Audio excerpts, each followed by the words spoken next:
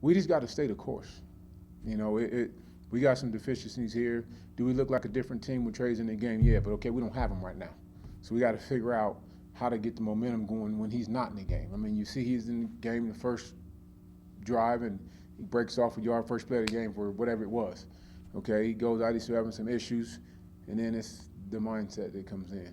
Oh, Trey's not in there, and so on and so forth. Which this kid that was sitting right here, he can balance that out. The more experience he gets, the more that he takes over the leadership role, he'll balance it out. Because it's about a mindset. Now, don't get me wrong, Trey's a different type of runner. He can pick them, and he can go from 0 to 60, in a heartbeat. He can go get it done. But it does not mean that we can't, because we didn't have him in the second half either. And we started to get some things rolling. So it'll just, for us as coaches now, we got to figure out what our kids do well and stick to that. It's not that difficult to win when you're ahead. No. Because, as you want to say, the momentum's on your side. You can ride off of that. You can keep going. Defenses don't play as tight. They don't think they got to make every play, when you're ahead. But now our job, like I said, it's not about them playing football. It's our job to get them to understand, okay, here's the adversity. What do we need to do to overcome this adversity? And it's a process. It's going to, it takes for them to see it happen. This is like in the second half, I was just sitting there watching, and you go and you score a touchdown. Then you start to see the momentum kind of shift in that sense, that, okay, we can do this. And it's just like Jacob said, now we go and you got to look at, okay, what was it in the second half? What was the cause in the second half? Because quite frankly, if we can't stop the power, people are going to still keep running it. It's power, power. They ran the ball 49 times, 46 times, and I bet you 35 of them was power. And until we stop it, people are going to continue to run the power. We had 2 or 3 series in there where we stopped the power cold. We got to go look at that, and we got to measure our kids, because if they're just going to keep running power over and over again, and that one defense can stop it, we run that one defense over and over and over again until we get them out of it. Football, we make football sometimes a complicated game when it's really not. It's just about my Willies and Joes being stronger than yours. And like I said, the thing that I like about our kids is, in the past we're pointing fingers and we can't do this, and it's just going to stick together and stay the course. And we'll end up being on top more than we were on bottom when the season's all said and done. It's not a case of mismatches. You can have a mismatch at any point in time. That's how we game plan, is according to what we think, that we can do. Right, no question. And like I said, it's just a matter of, you keep going back to the execution. And until a kid sees it over and over again sometimes, and you show them, we have to do it this way in order for it to work. And then when you get behind, they want to get out of that realm. I have to make this play. No, you don't. You just have to do your 1/11th of what we're trying to get done. And then it falls on us coaches to put them in those positions to make the plays that we need them to make. Yeah, no question. Right before he threw the touchdown, I was really concerned when they knocked him down. I don't know for how many times, and he got up kind of slow. But he got up and he shook it off and he got himself back in there and pushed the ball on the strike point, and we scored a touchdown. And that's what you look to see in a quarterback for one, but you look to see in a young one next. And so I don't have any question about what Jacob's all about and what he's going to be able to give to us. This is about him now understanding and getting the experience. He's going to learn every week. The kid is going to learn, because you didn't see him put the ball in position for interception. We had one in the back of the end zone. We got to come back to get it. We got to help him with it. You know what I'm saying? So, and I tell our wideouts all the time, you guys make the quarterback. The quarterback don't necessarily make you, because you got to make some plays when he's going to put the ball out there for you.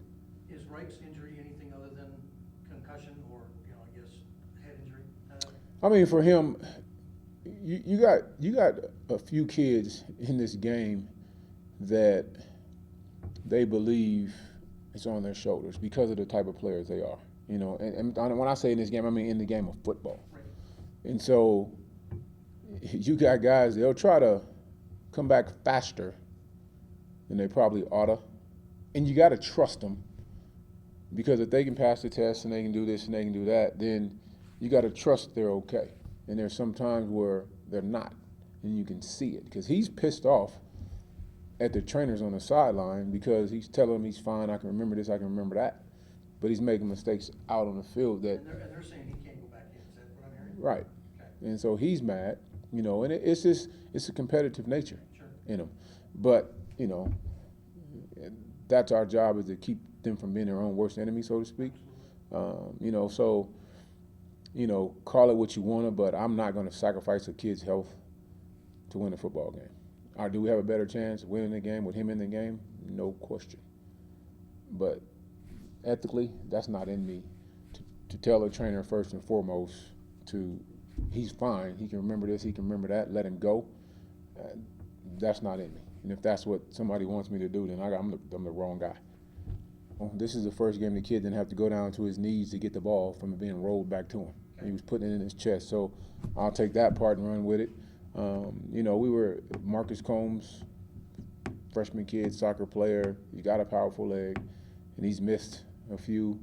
So we take and put Jamie in there because we got to go 3 scores anyway to try to catch up. So we put Jamie in there, and Jamie hits the field goal to go up. So hopefully that'll be a confidence booster for Jamie, and he can become a consistent field goal kicker for us. And, you know, Kiefer, when you're talking about, again, another freshman, he's trying to be perfect. I mean, we're down on their 47 or 46 or whatever it is, trying to pin them back, you know, down in, you know, in their red zone. And he's trying to put the ball perfect and just kick the ball, son. You ain't got to be perfect. You ain't got to put it inside the 10 every time. If you miss it and you hit it out the back of the end zone, okay, we'll take it on the 20. I'm not trying to get you to be perfect every single snap that you punt the ball. And that's basically what he's doing right now. Yes or no? Is your team playing bad football right now? When you're talking about results, yeah. Yeah. Are we not stopping plays that we should be stopping right now? Yeah. But that's, again, that goes back to us, coaches, figuring out best personnel, because you're going to fight injuries all season long. Everybody is, okay? And when you say just bad football, when you look at it, no, it's not just bad football like you look at it, it's just ugly. No, it's kind of like Jacob was saying, we're playing bad football because we're shooting ourselves in the foot. It's not because scheme-wise, defense, offense, special teams is not right. We're just shooting ourselves in the foot, so that's bad football. Not fitting the power right, you know, not fitting the outside zone right, not fitting the outside zone right, shanking a punt when you're trying to pin them down. Execution. It's that it goes back to, it's not a bad football scheme, so to speak. We're just doing not so smart things at times. I'm not concerned with them going backwards and saying we can't do this or we can't do that or I don't want. That's not the temperament of this football team. That's not what it is. You know, that's why we decided, you know, go with the one, let him get the whole week, understanding he's that guy. And I'm not a betting man, but if I was, I'll bet you come next week that you'll see, whatever the circumstances are, you'll see a better guy than you saw this week in Jacob Nick. I would agree with that. No, it's week to week. It's about getting us better, going out and executing every play. I mean, the thing that we've been driving home to these young men is, you know, Coach Grable calls it DYJ. Do your job. Every play. But, you know, when we watch it, sometimes we get caught up in, okay, I got to make up for this guy, I got to make up for that guy. That's not how you win, man. You know, and it's not about making extraordinary plays. In the competitive nature, in the football player's mind, they want to make the extraordinary play.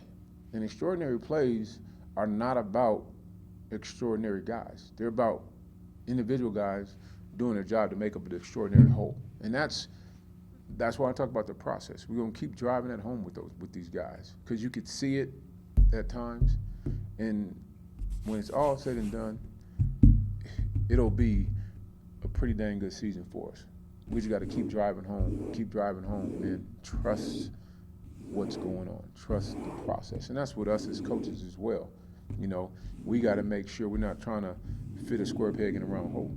You know, understand what personnel we have, understand what our kids are good at, understand how do they play the best. And just, I don't give a crap if it's 5 plays. And we're doing those 5 plays great over and over and over again. Do them over and over and over again until somebody stops us.